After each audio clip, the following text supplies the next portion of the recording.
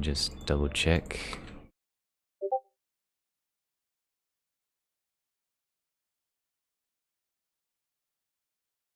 Oh, yeah, looks like I'm online. Alright, so hello guys. I'm here currently today with some good friends of ours. We got Darren, J-Bar, Pancakes Master, Sam King, and Slinc. And today's going to be chock-a-block. We've got a lot of things to go through. Basically, we have 3 pieces of art that we're going to look at today in this Q&A&Critique number 32. So this is the second to last session of this year, which means there's going to be one more next week, and then it's holiday time. I will be traveling to the coast in the Caribbean for a moment, and then I'll be back for the second week of January.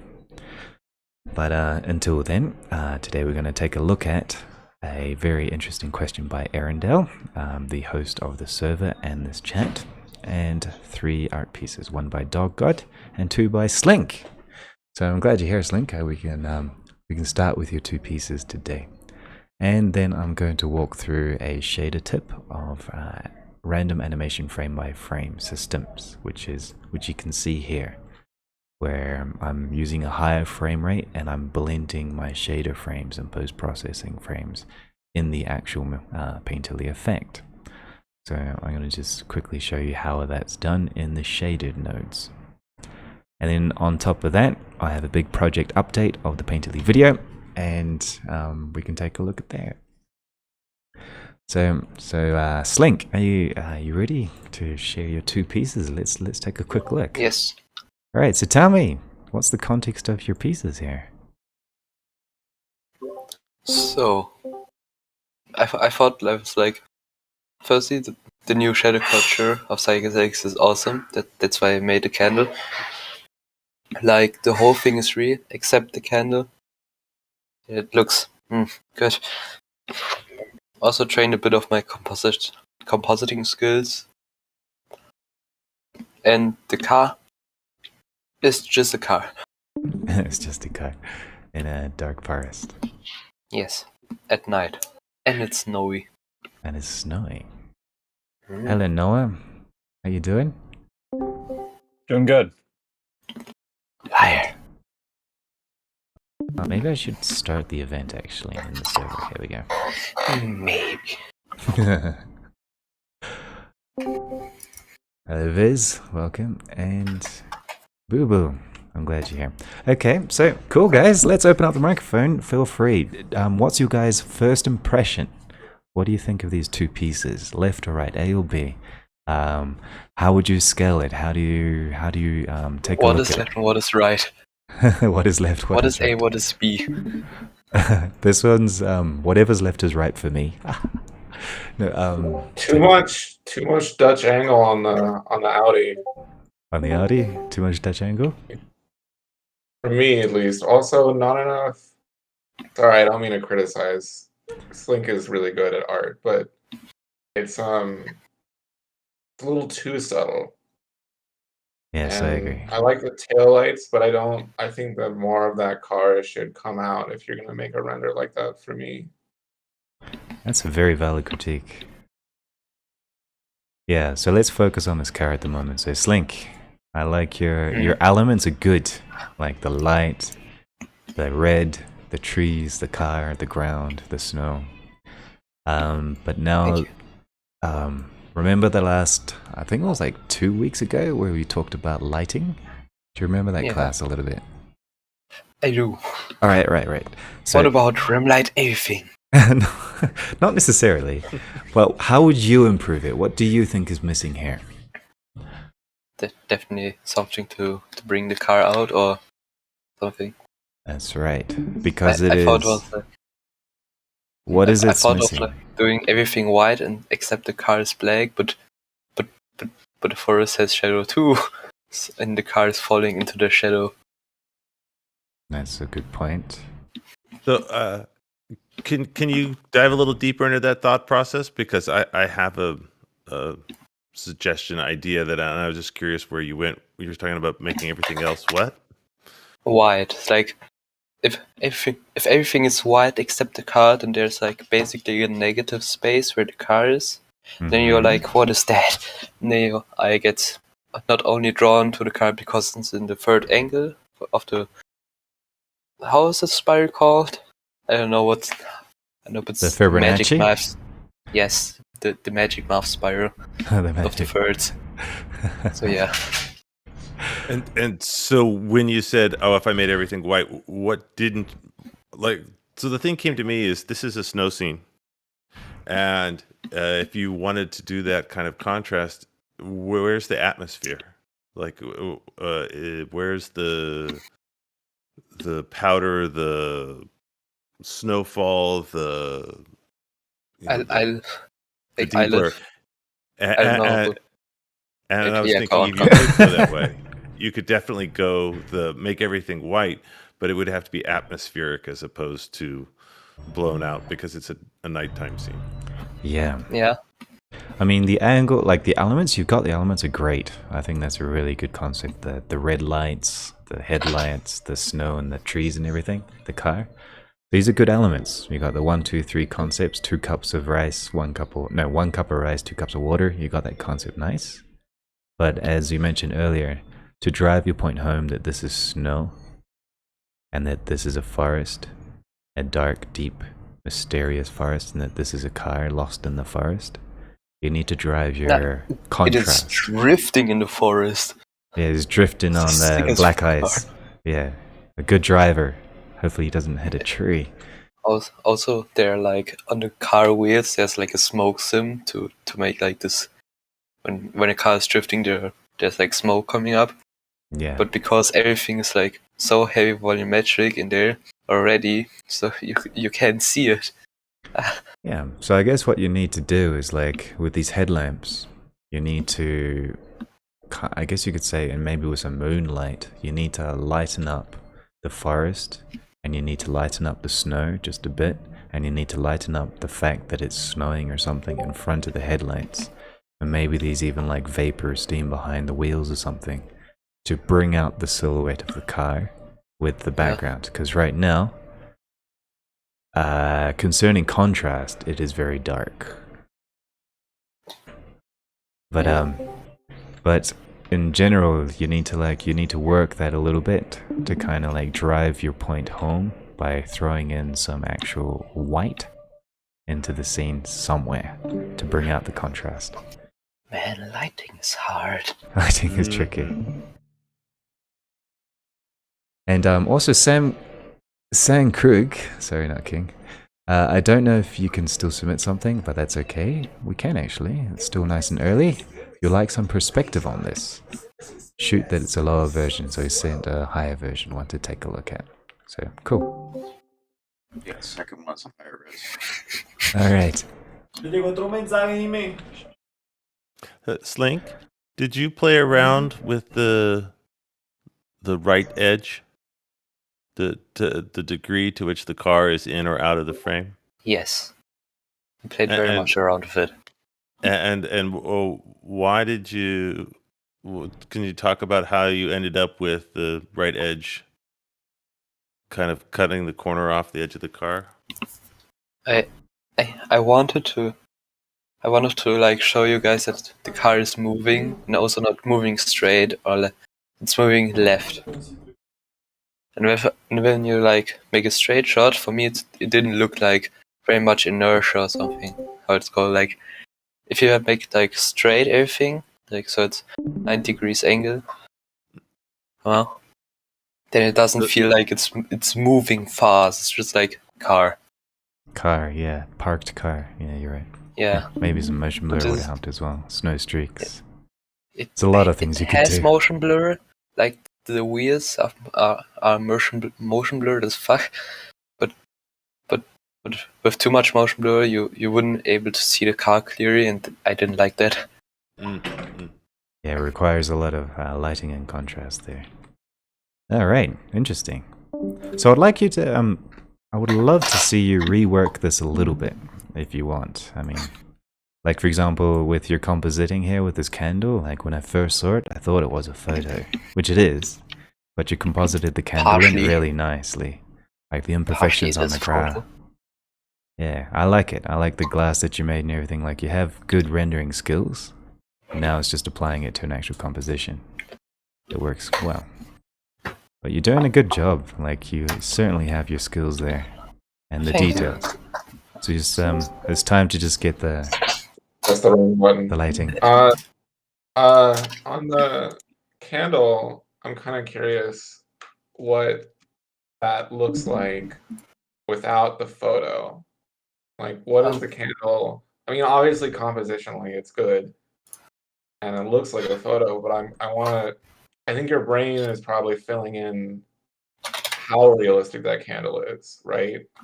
And I'd be curious to see it on its own, to see how much the brain is like, oh, that still looks like a real candle or not. I can show you the plan. I can show you like the thing, Yeah. the raw render. I think Yeah, the I mean, one that's that just something I'd be curious about. the one that breaks my illusion is the flame. I tried so hard. It's like 100% procedurally because I didn't want to make like a dozen images and rotate it around. Yeah, but yeah, that's a hard one to do because you have a lot of light in the scene, and you got the flame is a light, so it's kind of tricky. But you did relatively well. So, All right. So I'll tell you what, we got to keep moving. It has been about 10 minutes or so. But Slinc, thanks for these Yeah. pieces. But please, I'd Oh, love wait. to see you try to rework the light a bit. Wait, Try to work the wrong contrast. version. And then we can see. And also, Super Secret Goblin Prince, he asked a question in the chat. Yes, this is a session we do every week to take a look at questions and also to see updates from an open project. Feel free to join. Alright, so Slinc, you're going to show the candle. And then we can Yes. move on. Let me With just... the incredible speed of X. This is like kind of the raw render That's the raw render before compositing. for everything. If I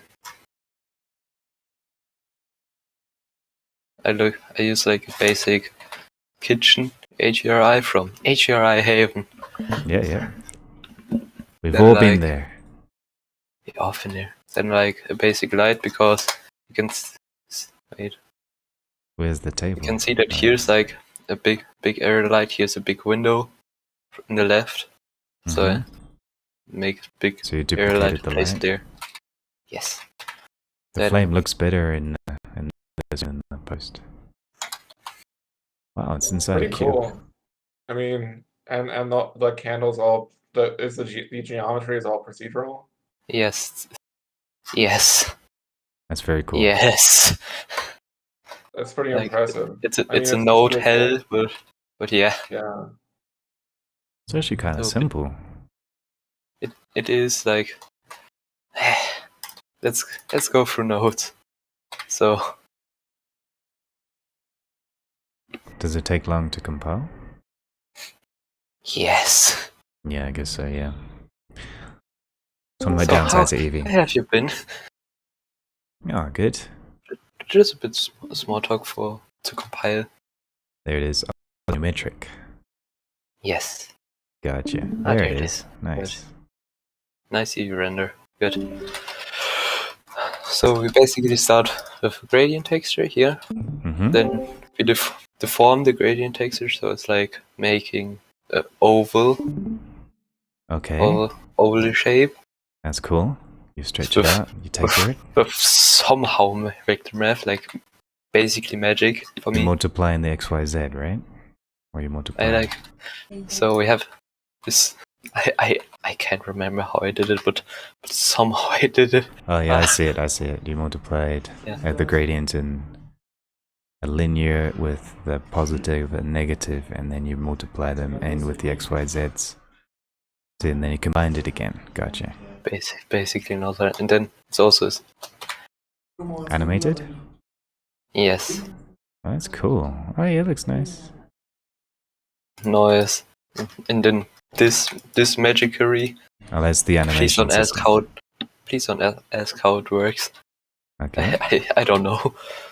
Then also another another gradient here to drive the black body.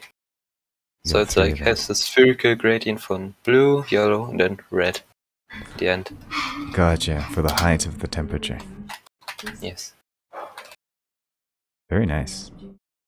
The rest is very, very simple. Yeah, Thing. I got SSS. Did you change the subsurface radius on the wax? Yes. Not the I changed it a bit. a tiny what bit. What is that? Ah, no, it's default. Oh, nope, I didn't. But I changed the color. Yeah, everyone seems to forget that little moment because the default's kind of like blood or fat. Yeah. So But everyone. it works. If it It works. works. If it works, it works fine. Yeah, because wax is very similar to that concept. All right.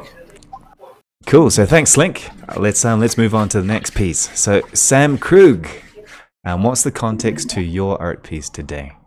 We have a rover in an ice environment or a moon environment is driving towards an outpost.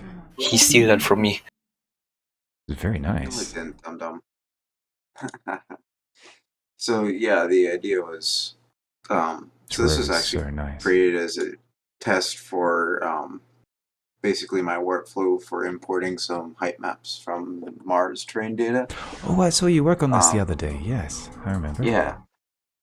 So this is sort of the end result, and it was the goal was originally just to create like an environment, but I had a rover model I made a little while ago, so I figured I might sort of try and tell a story with it, right? Yes, you're doing a good job. Yeah, but like it's traveling along like this little road thing, and you can see that in the distance there's some satellite dishes, some lights, that sort of thing.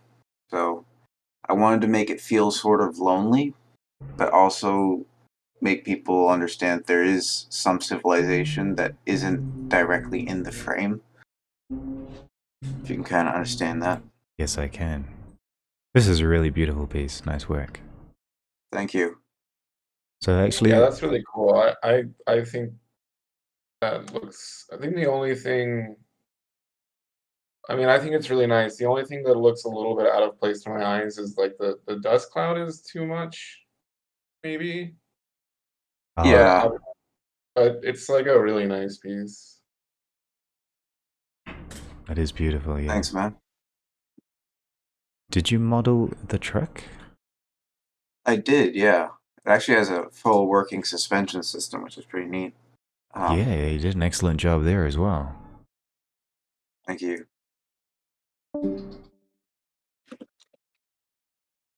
Beautiful. Okay, well, concerning story, I think you've got the story nice and clear. And Slinc, if you're still here, like this is where you can learn from other people's pieces. Like notice that he has some very bright lights that's bouncing and filling out the craft, and kind of filling out the atmosphere and the pathway in front of the truck to kind of bring out his silhouette. Because inherently the textures between the mountain and the fill light on the actual truck is pretty much the same contrast, but because of the light that he's using, and also he's using a light from the top here from the stars, he's bringing out the shape of the truck a lot better than just keeping a black on black. It's kind of like a gray on white. And this is where you work these the lighting intentionally with the headlamps to bring out the truck shape and where it's going. So from there, that's a good way of working out your night scene with your vehicle. You can learn from this. So nice one, Sam. You nailed it there. Thanks. Yeah, upon looking back at it, I'm still quite, so like I sort of finished working on it like a couple of days ago, maybe I think about 5 days ago, maybe a little less. But I'm thinking about revisiting it because there's definitely some things I can improve. Thank you guys for your feedback. Yeah. Well, yeah, I agree with the other guy with the what's it called, the humidity volumetrics that you have inside the valley. I know you did it intentionally to bring out the light to show where these lights are coming from. Yeah. But what you could do is maybe you could rotate the environment just a little bit so that this little hump in the hill and the little V is directly underneath the lights, so that the pathway directly lead to these lights. These lights Kind of looks like the pathway goes to nowhere, and then you see the lights. So using your landscape language, you could rotate just a tiny bit to the left to bring out that pathway so it hits the lights. So the story actually... Because right now it looks like he's just driving it down, and maybe he's going to the mountain, maybe he's going to the lights, maybe he's going up there. So you got to be slightly more explicit.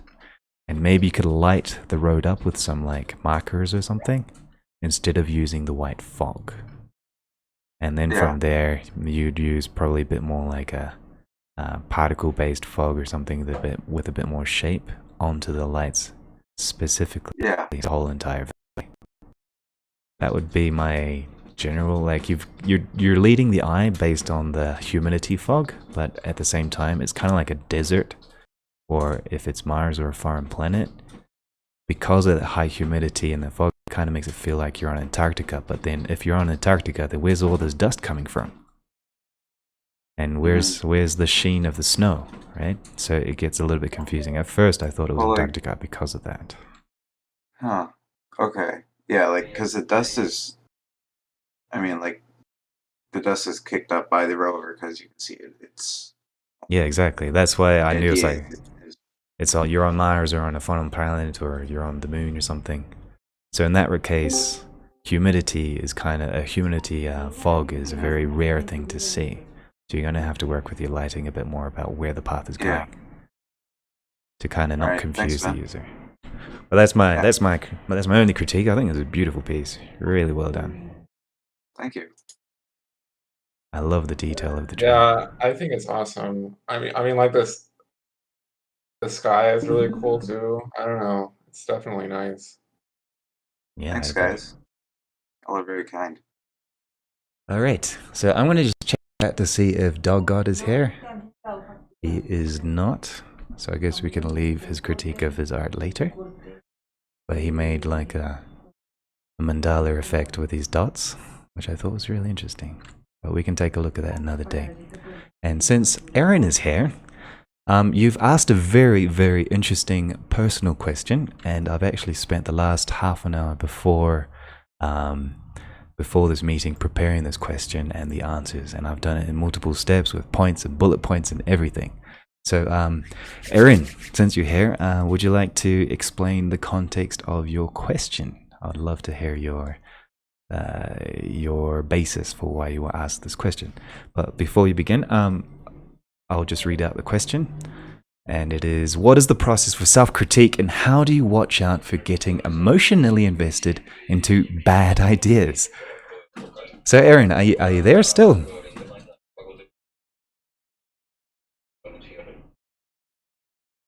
Nah, he gone. Oh man, he's gone. He's not here. He's here. It says his internet is trash, so he's typing. He's in the thread, the Q&A. Okay. Let me just read it up. Erin says the piece by Sam Krug is amazing, and how did you do the dust and volumetrics actually look like on Mars? Or how does dust on Mars look? It's very thin because the atmosphere is very thin. Okay, so he also agrees he didn't actually pick up on the lights as they're a bit muted by the fog. The fog takes the attention. He likes the idea of framing with the V of the landscape, though, the recommendation I did. So his internet is trash, so he's going to write now. Cool. If I may answer his question about how dust volumetrics actually look on Mars, I'm going to pull something up on my computer here real quick, because there's more fog than you might think. I actually used some Mars. Yeah, like I didn't really do it well, but you can definitely pick up on fog if you look at some Curiosity images. Like here, I'm going to pull up a Curiosity. Oh, perseverance. Yeah.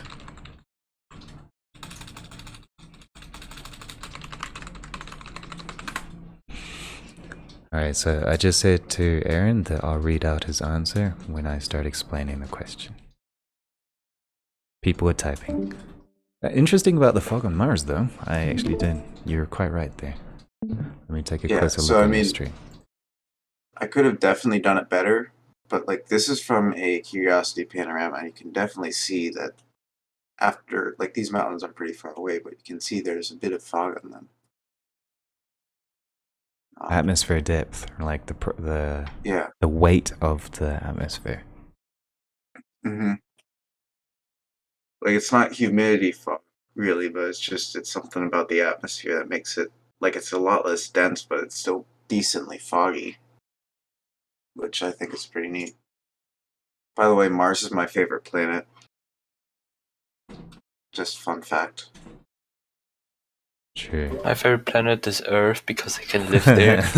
I can breathe the Yeah, atmosphere. Yeah, it's like super apparent in this one.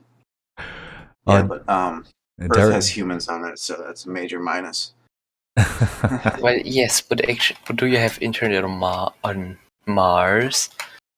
I mean, technically, yes. Technically, yeah. But do you have 5G on Mars? Oh, Darren wrote a nice message just now. He says he likes the ratio of the rover to the scene. You know that you're going for loneliness at the same time you design the rover, so I would imagine there's a temptation to use a larger size, but there is a nice balance of size. If you had one critique, he says the stars have a homogeneity to them.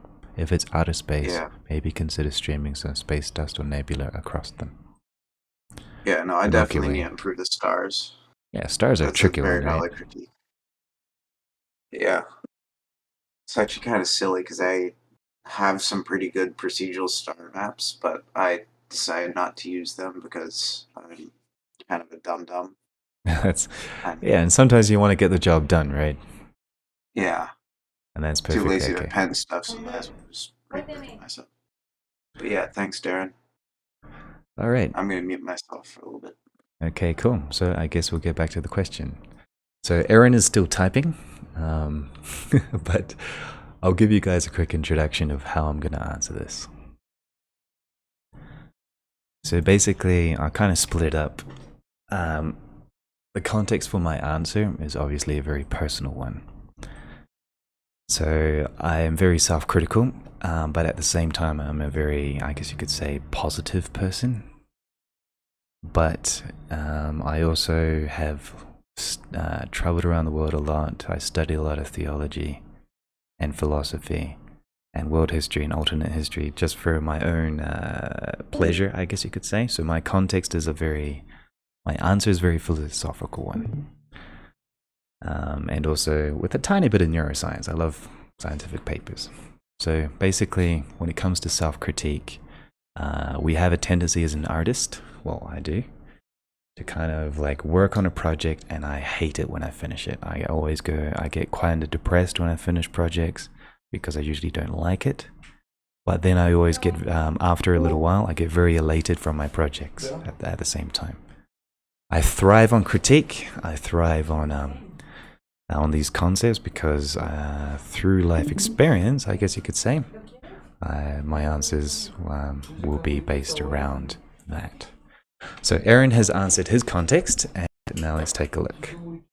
So he says, I always find that I've got the drive. He says, I always find when I've got the drive to go and make an image or render for a personal project, it's not that I don't want feedback, but more that there's a bit more friction against feedback. Obviously, with client work, I can keep that separation, but with personal work, I find it harder to not get invested. This often results in me not sharing work until I'm further through a project because I don't want to get waylaid by people's ideas. But then, once I share it, I feel like I've kind of put it in the time and I don't want to change too much I've invested work in. And then also the self-critique part.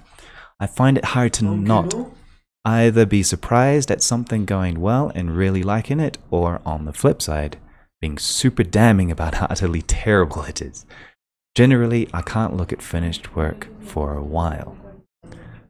Yeah, me too. I can't look at my finished work for a while. I usually wait a month or two before seeing it again. And the whole concept of like self-critique with your own personal pieces, you don't want an external opinion, client work being separated, being invested. This is really important. This concept of being invested is a key word here.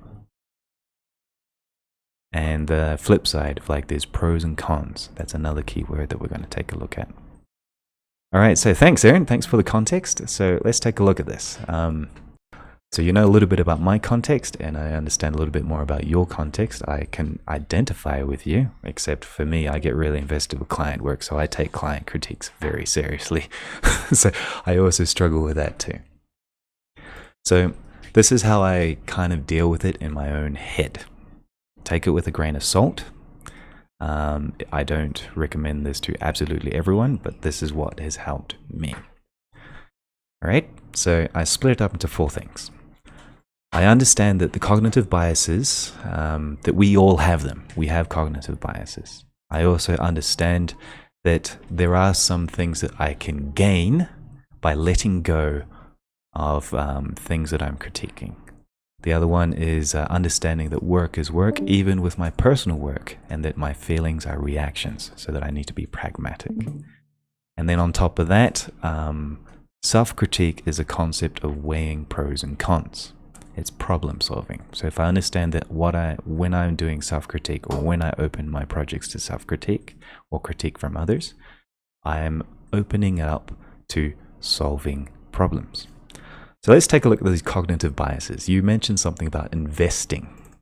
So there's a lot of some cognitive biases that we all have. Basically, from what I understand, when you don't think about something in a multi-step story-based problem-solving mentality, so for example, A plus B equals C, then your brain will default to automatic responses that usually don't help you with your critique, because you need a higher level problem-solving skills to solve the critique. So when I understand that, like basically I took a quick look at like some English students, and we studied cognitive biases, which were scientific papers a lot of psychologists and anthropologists have done about the human psyche and what we default to thinking and how we think when it comes to our art. And the first one that comes to mind about bad ideas is investment. And this is called the sunk cost fallacy.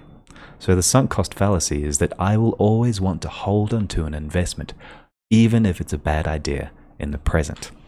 This is a default way of thinking. This is completely normal and it's okay. Everybody has a sunk cost fallacy. And this is very typical for people who have invested in a mentality or into a hard work or a particular theory or hypothesis. It's very difficult to let go. Another one that works against us is rose-tinted glasses fallacy, which is you always think the past to be better when it wasn't. So for example, somebody gives you critique of a really good idea. Take that, Mom. So somebody gives you a good idea, or someone tells you something new and different, or changes, or solves your problem, or you even do it to yourself. You critique all your past work. So these work together. You think what you did in the past and what you have always done in the past is better, but the problem is human memory is unreliable, and every time you remember something, you remember it different. And when you remember something different, you have a tendency to remember something better than what it was. So everybody thinks the past was better, but in reality, statistically, it wasn't. So that is another bias that we usually have if we don't think about it. Another one is the confirmation bias, which is the most typical one. I will only listen to whatever supports my theory. So this is typical. Everybody wants to live in a world where your own ideas are validated, and that's perfectly fine. That's a confirmation fallacy though, because sometimes when you want to problem solve your own art, you need to find information that changes things. So you have a confirmation bias, a fallacy. Everybody does. I also have a self-sabotage fallacy. Somebody tells me something that is against my opinion, and unfortunately, because they're telling me to, for example, it's like an intervention. You tell an alcoholic an intervention, like we're here to intervene with the alcoholism, but then he just gets more into alcohol because he doesn't like the family pressure and he doesn't want to do what his parents say, so he's drinking more alcohol. This is a self-sabotage fallacy, because we take opposing opinions sometimes as information for my own. I have this as well. Everybody has this. Another one that we have is the fear of the unknown. So for example, someone tells us, if I don't have enough data, then I will feel insecure. And the same thing. the Dunning-Kruger effect. If I know too much data, then I will feel insecure. So work together. If I get more information, I'm afraid. If I don't have enough information, I am afraid. We are insecure creatures. So when I understand that all of us are victims of cognitive bias, then it helps me to process my self-critique in a much more free way, because my initial reactions are pre-programmed. So that's the first step that I work through. It's like I understand that I have a cognitive bias. Because of that, it leaves me free to think about the benefits of letting go of my biases. So, let's take a look. Sometimes experience, some scientific data or peer review, which is like other people's critique, and real-world tests can prove or disapprove an intention in your art. And also, when you let go, you open doors to iterate again. So this is an important thing, an investment. To make good business, you need to create many different models that work with trial and error, testing and trying again, the scientific method. And to do this means you need to iterate. And to do good art, and art that you're satisfied with, that you love and that you enjoy, you need to iterate. So the more iterations you can do in a short time, the more polish you can get in your final piece. So if you can iterate quickly, you can do it. And also, sometimes we are lazy, and it's okay to be lazy. So a benefit of letting go of your own personal critique and your bad idea is that when you cut corners and you be lazy, you move on and you finish your goal, and that can be extremely liberating. You don't have to be stuck on your project. So if you understand that, like, you open doors when you let go of your bias, that you understand that you have a bias and you let it go, and you like kind of like it's okay to not hold on to it anymore. It opens up doors to iterate and do better work, helps you to cut corners and be lazy and live an easier life and be free from your current suffering. And it also helps you to get some extra information to help you do something better. So this leads on to my third step. You mentioned earlier that for you with clients, it's much easier to take on critique because you're pragmatic. You need the money, you work for the client, you get paid, and their critique is for the end goal so that they are happy, so that they can pay you. It's very pragmatic. So what it helps me when it comes to self-critique is that same mentality, a stoic mentality. So this concept of stoicism or pragmatism is a mentality that everything is connected, that my emotions are reactive, and that the end goal is to create something great.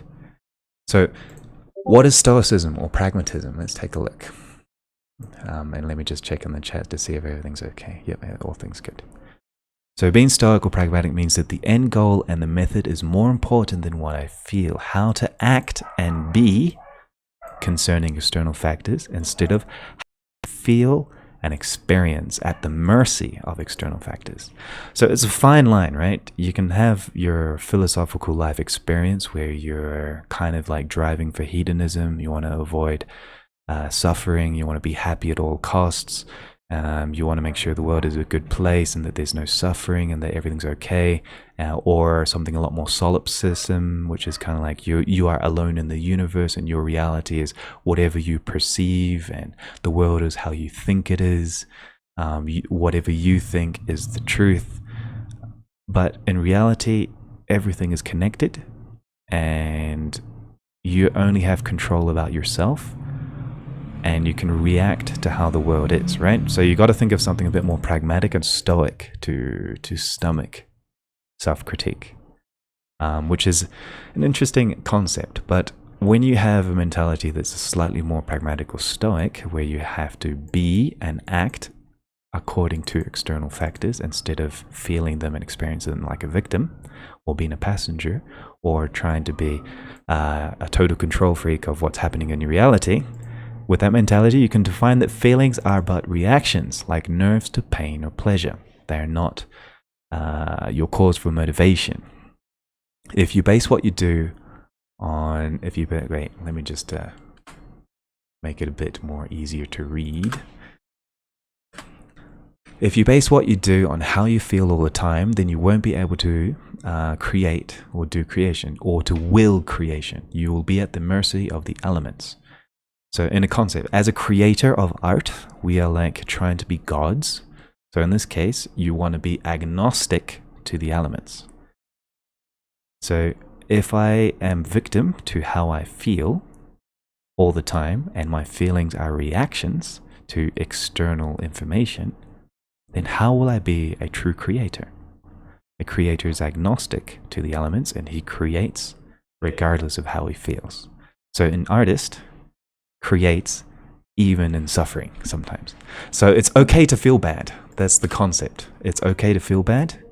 At the end goal is to get the job done. Your own job. Like you yourself are your own client to that regard. When you feel pain and want to debate, you use that energy to problem solve, right? That's the critique. That's the concept behind self-critique. Some people disconnect, that's okay.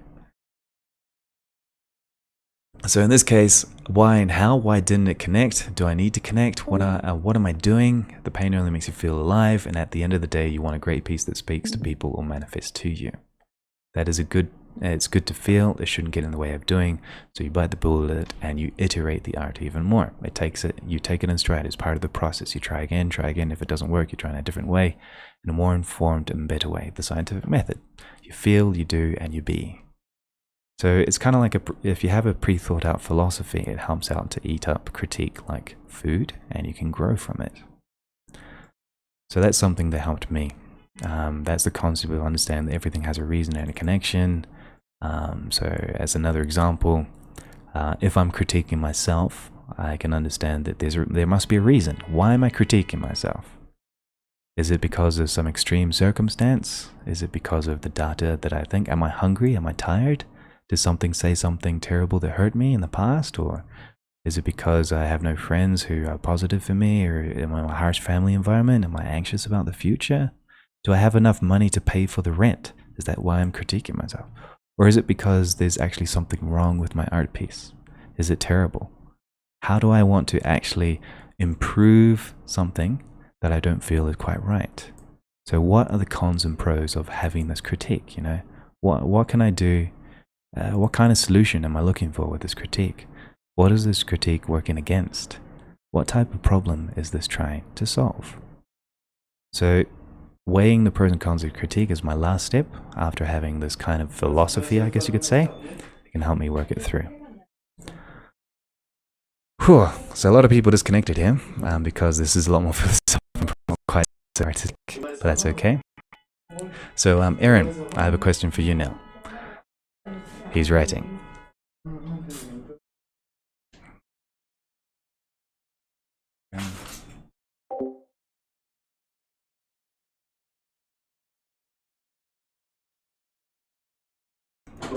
But before I continue, Erin, also wanted to ask you, what do you think so far? Does this sound like a whole bunch of baloney?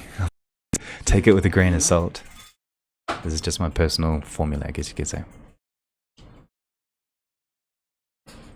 So he says, thinks that philosophical answers is where you have to go when it comes to something so subjective as art. That's true.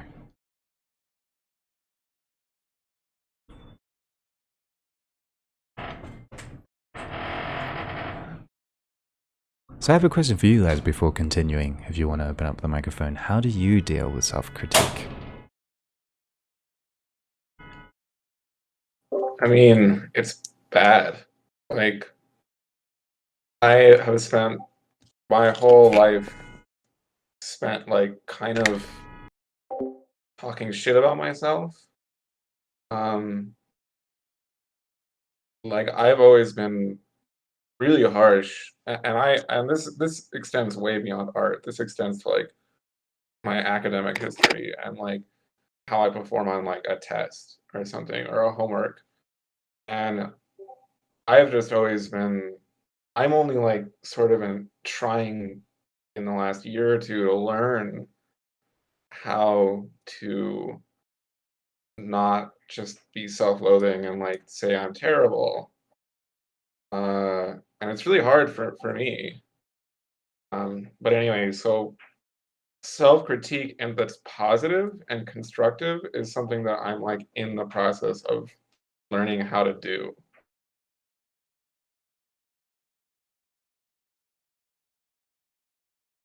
I don't. Usually I just, well, I do, but I don't take like as serious as getting like critique from others. If like, I don't know, Dre says something, then it's like has bigger weight than my criticism. I'm like, yeah, this looks like shit, and then for me it's like not that hard. But if Dre says like this looks like shit, then it hurts more. I was listening to what you were saying, Trace, and it didn't land for me, not because I don't agree with it, but because I was trying to figure out why. And I think people who create writing, photography, whatever, I think a lot of people think their product is a representation of themselves, of who they are. It's their voice. And I don't know if it's age or cynicism or what, but that's the stuff that I produced at that time. You know, that was my headspace. That's how I felt. That was my skill set. That was the opportunity, the time, the resources. And I don't, I don't, I no longer, I did at one time, have this should, you know, I should be able to, I should create this way in this thing.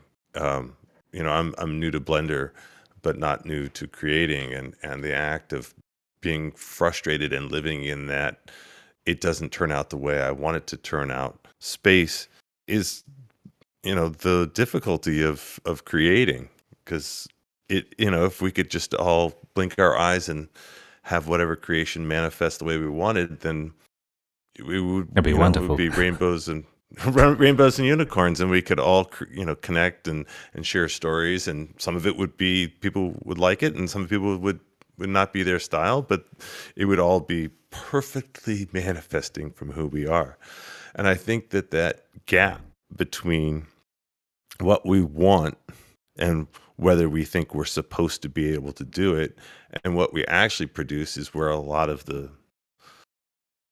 trap of self-critique comes from. And I just personally, I'm like, I used to coach, and one of the things that comes up with coaching sports is if you try and push it and you nail it, great. If you keep making failures, you know, dial it back to the point where you can get something done.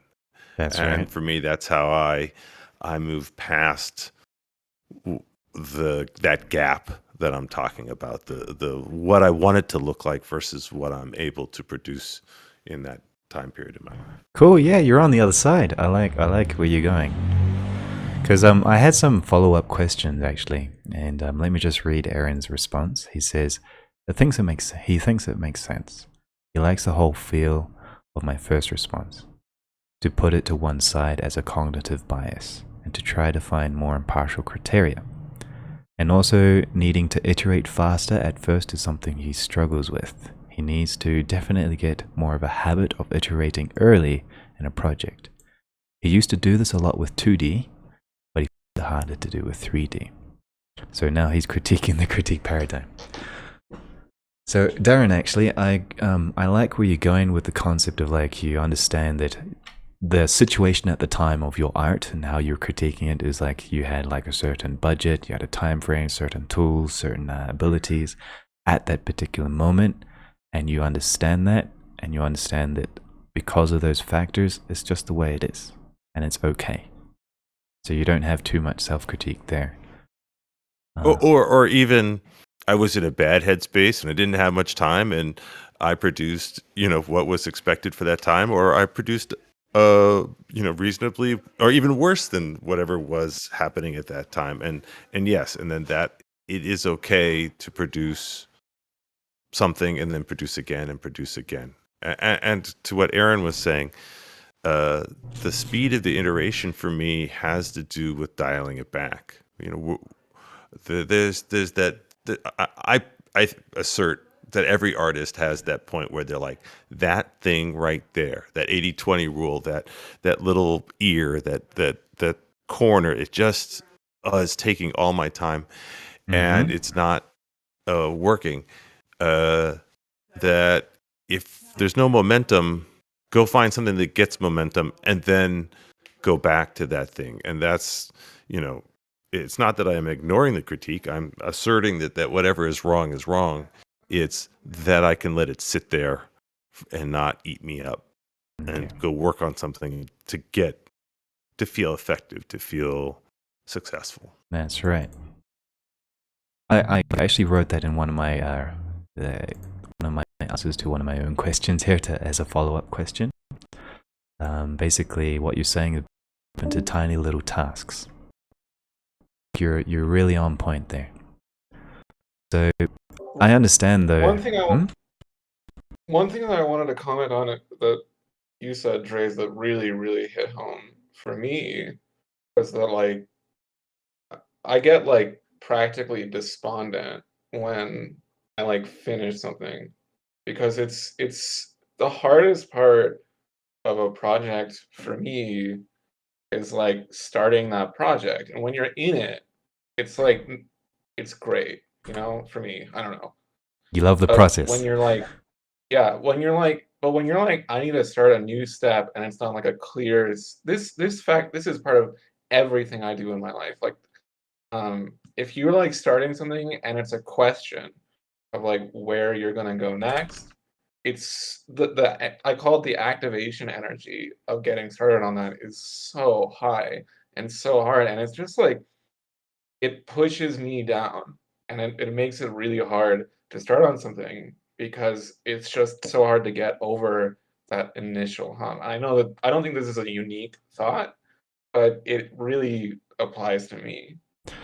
Which is an awesome segue. I wanted to like share something because I have that problem with new projects as well. I always get depressed when I finish. Like I spent 1,200 hours of my time, 8 months, working on a 2-minute animation with 7 characters. I finished the project.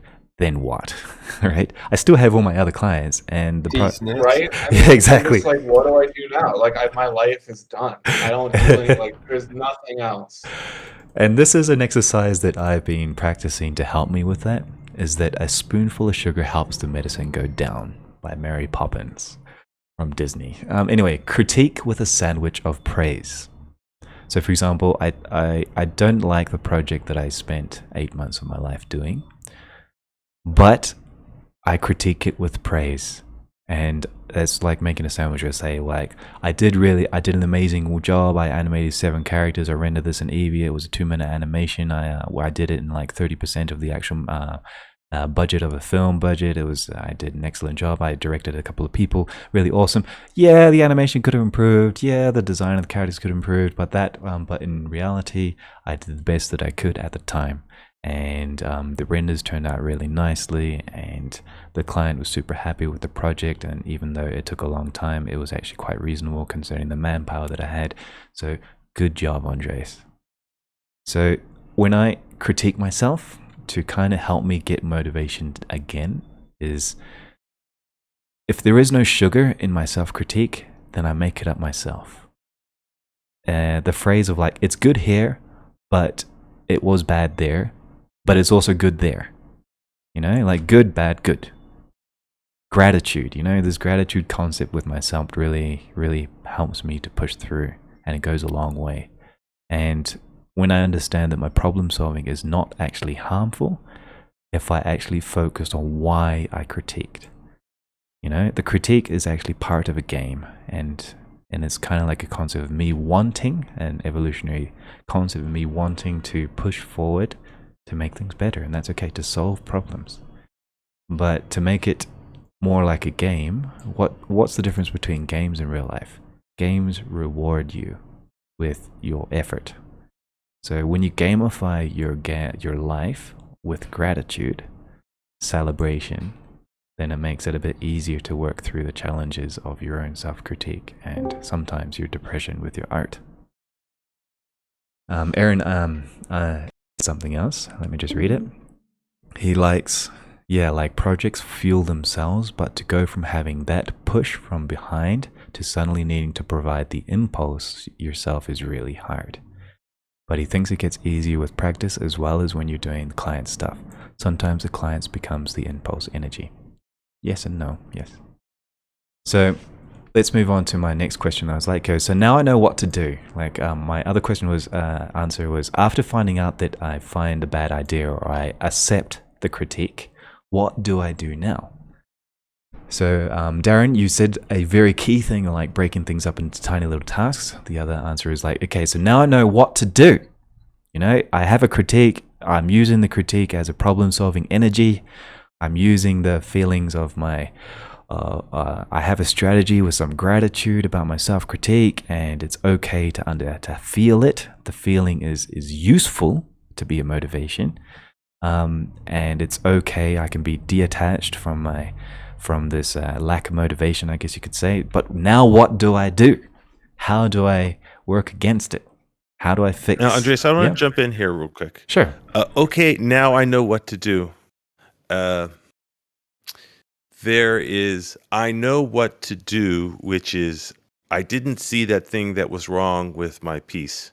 And now I see what I need to do with my piece. Exactly. Versus, okay, I know what to do, as in I know what set of steps, what skills, what resources, what strategy. And it's essential that the recipient of the critique is clear about what the new vision is, versus they may not know what the next process or step is. So I wanted to make that very, very clear. Thanks for that clarification. Actually, it's very important. You're right. So let's focus on the point before that one.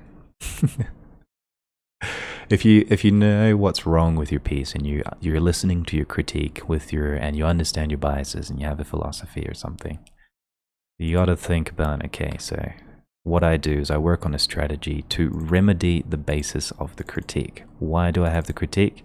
How can I fix the critique? That's basically what I start.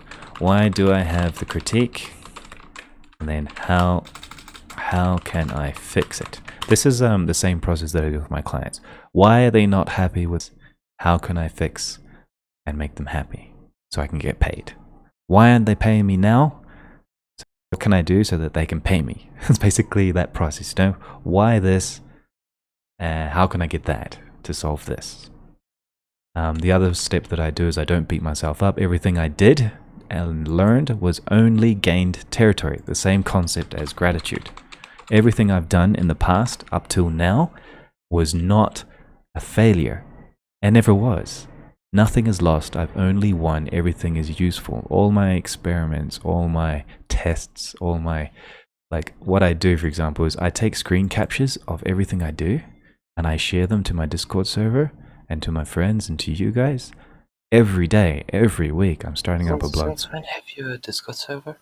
My personal Discord server, I've had it for nearly 4 years now. Oh, damn right. But what I do is every now and then I log them by date and I go through my work. And every now and then I go back to my years, 2013. And I look at my work at 2013 and I look at where I've come from. And just looking at that concept of where I've come from really puts some perspective and some gratitude to show that everything that I've done has been 100% useful in my career. Everything is useful. So that concept of gratitude in the past is important. The rose-tinted glasses thinks the past was better, that you were better, that now that you're worse, but that is a cognitive bias. You are at your best today, right? So that's a concept that you need to take a look at. And if you did something great in the past, well, useful. Everything is useful. So that's the one thing that I had a look at. And the other thing is that when I remember that when I have a critique of my own work, it is because I need to problem solve it. I need to find out a solution to this critique. So it's okay to have the self-critique, and then you can use the self-critique to get better. So now you know what to do. You know what is wrong with the piece, and now you know what should be solved. So now you have a mentality of a problem solver. But now this is the next challenge. What if it is too big to fix my own critique? What happens if my critique is so hard and terrible? It's the end of the world. My art piece is absolute trash. I don't have any money. I don't have any food. My girlfriend's breaking up with me. I feel like a loser. My parents hate me. I'm evicted from my home, and my art piece is really reflecting this kind of depression. And you're feeling like a terrible. Like, I really should do something with my life. Maybe cut off my Airbnb Van Gogh or something. But no, what you got? If you think the problem is too big to solve, then chop it up into tiny, tiny little tasks.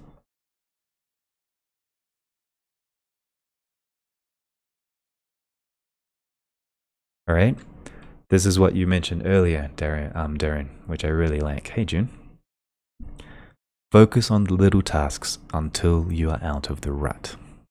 So, in my life experience, as an artist, I have slept on the street, hitchhiked with absolutely nothing, been mugged. I've managed houses with a lot of people.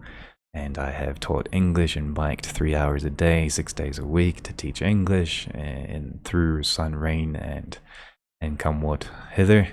I have worked in factories, I have worked on farms, I've been to orphanages, and I've done a lot of different things before I started doing 3D animation. And to get out of that debt, where I had to pay my parents, I had a bad relationship with them, they owed me money, and I had to pay everything back, I was in debt. All of these experiences, to get out of that concept, I had to break up everything into very small tasks and focus on habit making.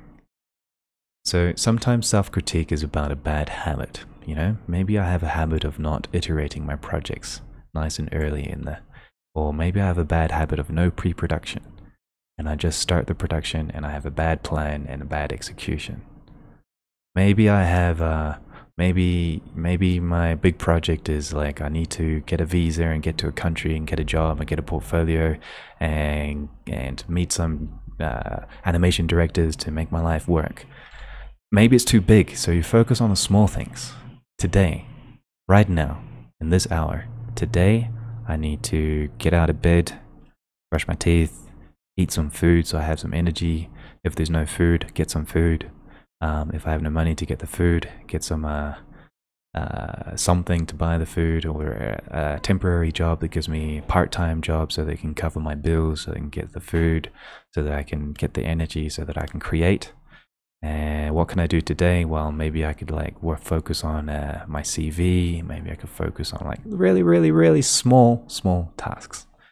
Tiny little things. Okay, my CV is too big. Okay. I'm too afraid to make the CV. So first things first, I need to make a document. All right, and then I got to make a little photo of my work. Maybe I need to make a font. Let's find a really cool font. I don't know how to make a CV. All right, let's look at a blog post about recommendations of how to make a CV. Cool, that looks good. Read the blog post. I'll do this for 1 hour. Go, really small little steps. And that's where you start to get out of the rut. When you lack motivation, you're feeling your self-critique is too strong, but you know the solution, and the solution is to solve your problem. If you listen to the critique, you found a solution, now you need to execute the solution. And if it's too big and like gigantum, you can't eat an elephant in one day. You need to do it with one bite at a time.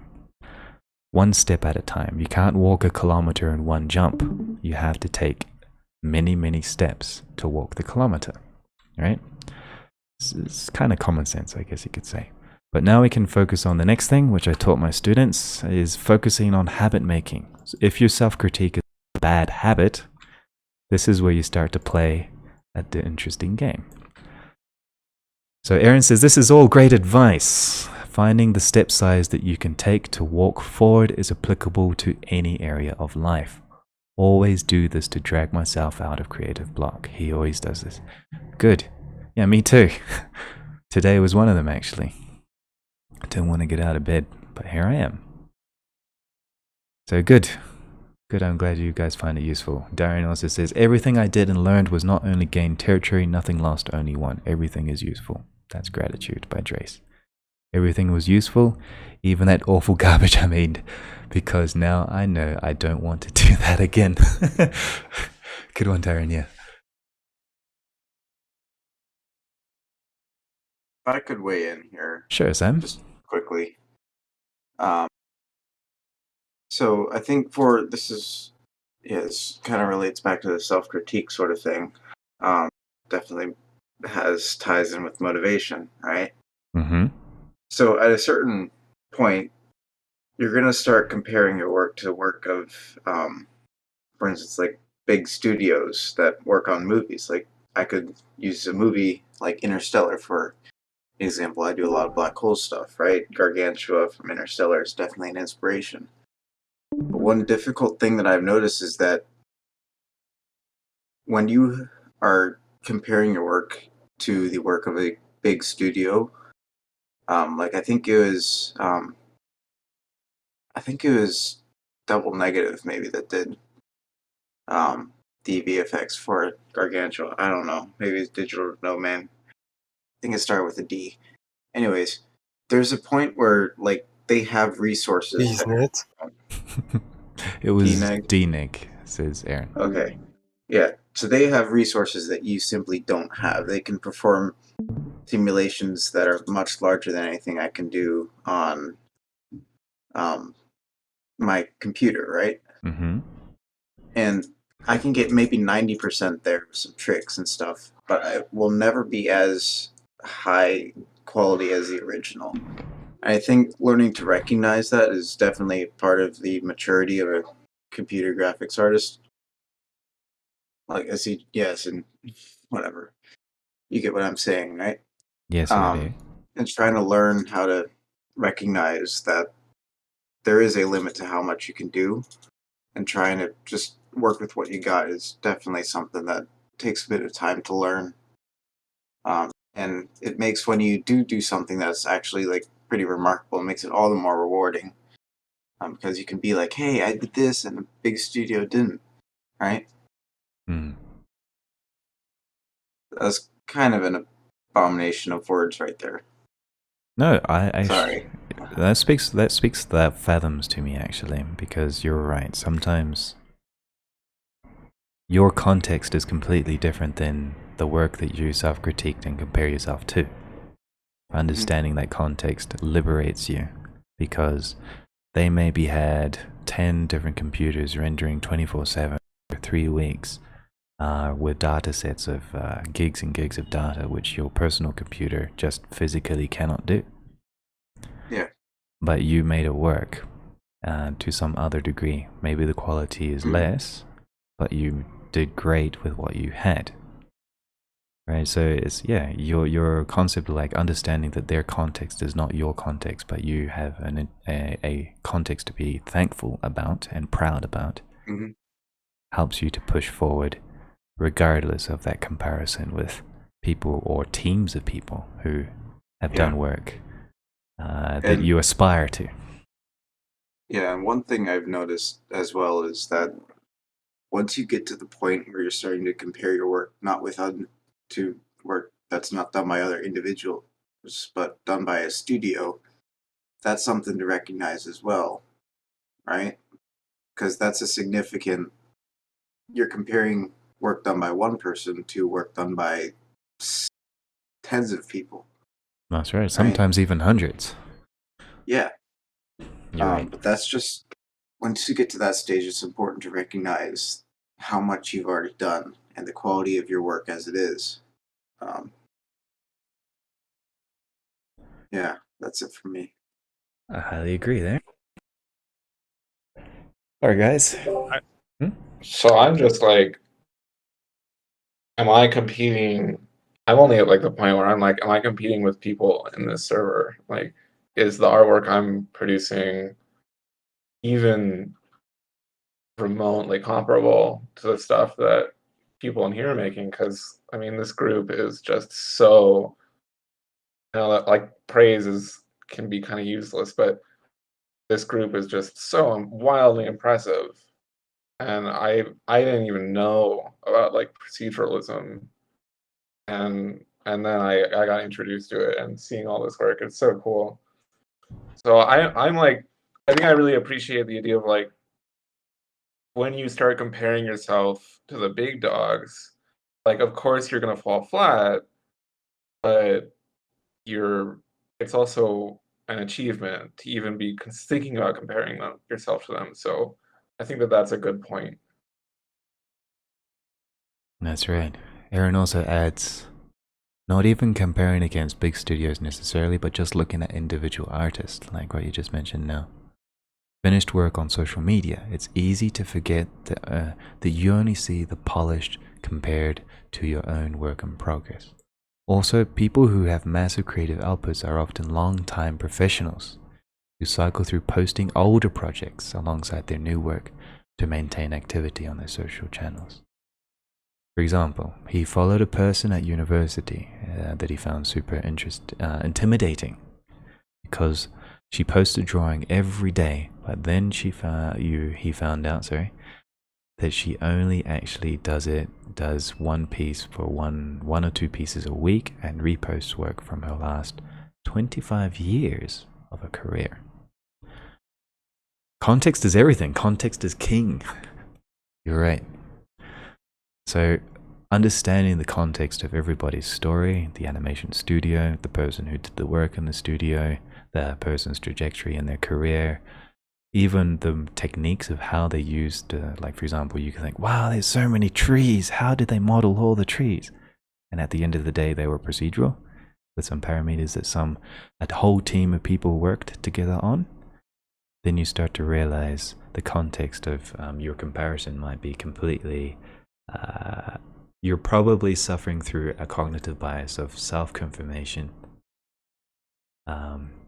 self-sabotage, fear of being unknown, or fear of knowing too much. You think you know too much, or you don't know enough, and it's making you feel insecure, or you're confirming your own bias. You think they were incredible people who worked every single day, and the information that you saw on the social network was confirming your belief, but in reality it's something else. Or you see other people's past, like in a rose tint, or you take other people's, or you take the truth. You understand the truth, and you have a self-sabotage fallacy where it only confirms your own belief that you are not as good as anyone else. They are what you think they're telling you they are. And it's kind of, you have to be careful with the default cognitive biases. I just want to add one other thing. I'm not a very good drawer, like pencil pen. Photography is more my background. And one of the things that came up in this conversation is the idea of even having a critique is valid in some circumstances, but there's a practice called play that is where a critique is not valid. And if you grab a sketchbook and you just start drawing ears or something, right? You're just playing, you're just exploring. There's no end result that is important for a critique. And that provides two things. You get to explore stuff, and you get to practice disregarding critique. And one of the things that I'm realizing very quickly coming into 3D artwork is playing is not as easy as grabbing a pencil and paper. And that relationship between one's work and critique starts, there's like a ratio, right? You were talking about generosity and praise and acknowledging all of these things. And the other thing I do is I play, not video games, but play with the art. And it's very difficult to do in 3D as far as I can tell. And I think that it's important that we practice exploring without critique, not for the purpose of critique. Erin was talking about works in progress, right? Like, if you're 3/4 the way through, is a critique, how valid is it really, right? And maybe it is extremely valid and extremely important because you're in the middle of some client work, or maybe this was a project that you were just playing with, and I'm not suggesting that you retroactively say, "Oh, I was just playing with this," and throw the project out. I'm suggesting practice playing, because the act of playing frees you from self-critique. Yeah. At the end of the day, critique can be a chain, or it can be like a bad habit, or it can be a good habit or problem solving to play around, or it could just be something you should stop doing to just get the job done. Yeah, right. So I've been here a long time now, so I'm going to finish on this final note about habit making, which is like just some quick steps that I learned that I use to help me develop new habits when I have a bad habit. Basically, you got to decide what to do and then make a strategy. We've talked about it. The next thing is preparing your environment. For example, make it easier to do the good thing and make it harder to do the bad thing, basically. And when you start doing it, when you do it, celebrate. Have a good time, say, "Awesome, Andre, awesome, me, I did a really cool job. Oh, great, I had fun. I had fun drawing the new ears. I had fun grabbing this pen and paper that's right beside me every single part of the day. I had fun. Oh, cool, good job. You actually drew some scribbles. Yeah, that's okay." And start doing chains, and then reward yourself with something physical. Reward yourself with something that your brain really loves to do for completing a chain. Associate a reward with your completion of doing this over and over again. So for example, hey, I can buy myself a ticket to see a favorite concert because I just completed 12 days for doing my habit. So you reward yourself. And then keep the chain, keep it in sequence. When you fail, don't worry about it. And one last one, this is where the tricky part of the game happens. Your brain hates new things. The brain prefers familiar failure-based habits over new healthy habits until it is rewarded enough to enjoy the new habit. This is how the motivation hormones work. So you need to push through, keep in the chain, and suffer a little bit through the negative emotions until your brain understands that when you do it, you get a prize, you get a celebration, you get a reward for the new habit. And when you finish, to keep the habit, keep on celebrating your success. Smile because you did something. Say, awesome, do a little dance, do something, anything, eat. Reward yourself with your favorite chocolate bar because you did the little habit correctly in a chain, in a sequence, and keep celebrating. And this will help your brain to hold the new habit and get rid of the bad one. Because in the past, your bad habit gave you that small little reward that you thought was good for you. This is how addiction happens, typically. This is just a quick little summary. We can go deeper there. That's the finishing note that I wanted to give you guys. So I'm going to wrap up the stream. Any other last comments? He says, if the habit stuff from today is interesting, you can take a look at the book called Atomic Habits by James Clear.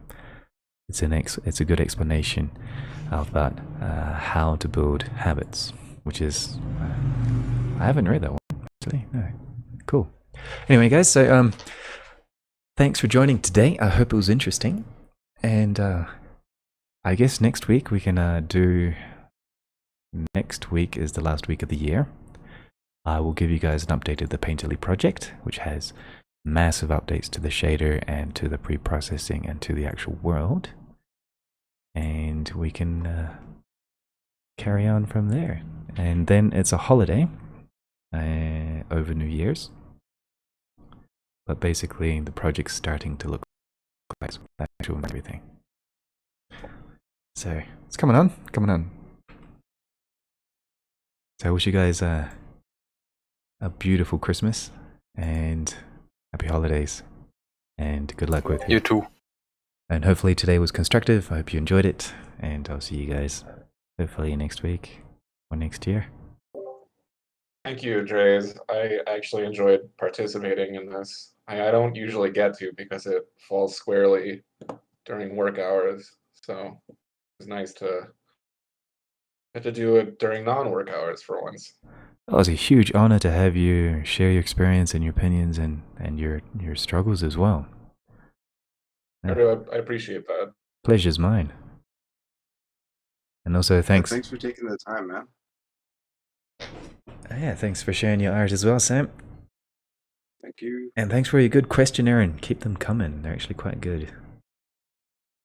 It's nice to dig a bit deeper in the answer here. So it's really nice to hear different. One thing I really appreciated about the conversations was that there were actually different opinions in here, and it wasn't everybody just saying the exact same thing and agreeing with each other, because that tends not to be useful. I really liked that. come on, Erin. This is actually quite good. Sorry, it's just my not so positive language, I suppose. It was very good, Erin. I really loved it. Just. So, Andreas, you said you had not read Atomic Habits by James Clear? No, I have not. Oh, it literally is what you wrote in your habit steps. I was like, he must be just summarizing the book. Serious? Yeah, he goes into habits, habit chaining, where the habits come from, what are some of the misnomers and myths, how to build a habit, all the different steps to building habits. Oh, wow. Okay. I must have got it from another source that was very similar. Well, you did get it. Oh, that's fun. All right. Okay, so I'll stop the stream here and probably get to work. So see you guys later.